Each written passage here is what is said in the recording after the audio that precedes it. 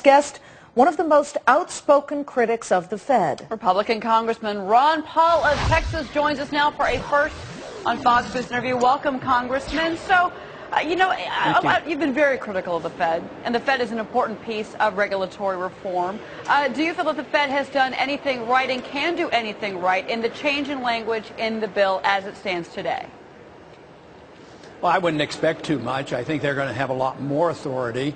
And the real power of the Fed is the power to create money, and they don't even talk about that. And, of course, Fannie Mae and Freddie Mac was a major player in bringing about our crisis, and this bill doesn't deal with them. So I'm not too optimistic that this is going to help very much. I think it's going to cost a lot of money, but you just can't solve the problem of malinvestment and excessive debt created by the Fed by more regulations. The SEC's been around for a long time. Sarbanes-Oxley's been around.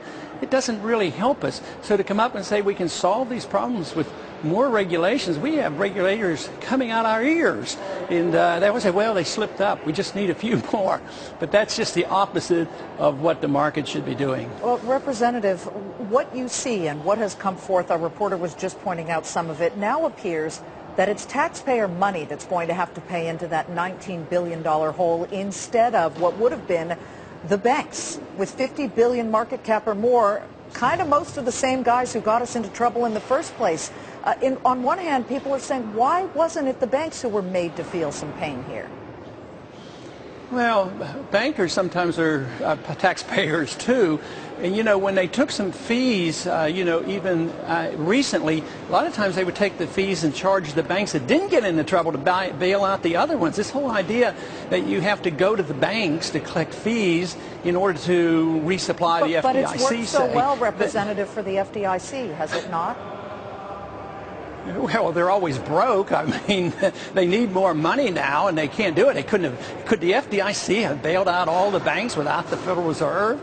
The Federal Reserve created trillions of dollars to try to alleviate some of this pain and suffering. It's the whole system that is flawed, and they don't deal with that. So all that we're doing is prolonging our agony. I mean, we're not addressing the substance of the problem, and that is the monetary system, fractional reserve banking, the creation of credit out of thin air, the dependence on regulations to solve our problems, the moral hazard of Fannie Mae and Freddie Mac. They haven't addressed any of that. So I don't see how anybody can expect that this bill is going to help. All we're arguing about now is who's going to get stuck with the bill, and right now, are the big banks going to pay it, or will the taxpayers? Ultimately, the people get stuck with it, even when they create money out of thin air. But Congressman, so then what's the alternative? If it's not going to be the Federal Reserve, for instance, is going to regulate mortgages and credit cards, there's got to be some type of consumer protection in place, certainly. We've got to make sure that no bank is too big to fail. What is the answer then? Why? What would you have done differently? Why is that the case?